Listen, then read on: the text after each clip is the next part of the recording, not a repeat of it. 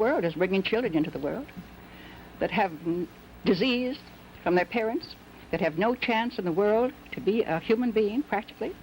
Delinquents, prisoners, all sorts of things just marked when they're born. That, to me, is the greatest sin that people can commit. You have 2 sons. Mm-hmm. How many children have they? Would you like to see them? I would indeed. As one was... Murder is a sin. Well, I naturally think murder is whether it's a sin or not, it's a terrible...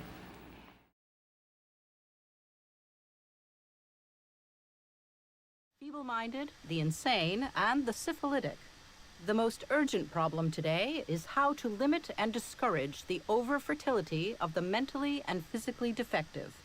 Many point to a 1923 New York Times interview as proof of Sanger's racist motives, in which she referred to people as weeds, saying, "It means the release and cultivation of the better racial elements in our society, and the gradual suppression, elimination, and eventual extirpation of defective stocks, those human weeds which threaten the blooming of the finest flowers of American civilization."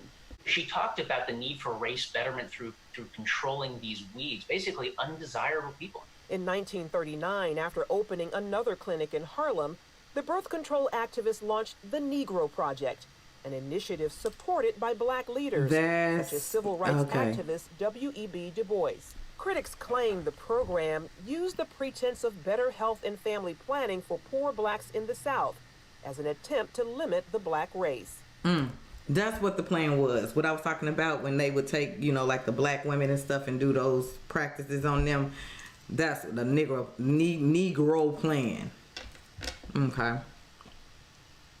Yep, that's what it was. Ludwig says some on the left grapple with Sanger's past and how to interpret her legacy. They know when she writes about human weeds, they know that it's repulsive. They know it's disgusting. The left will never abandon Margaret Sanger because if they do, she's the foundation of so many of their views.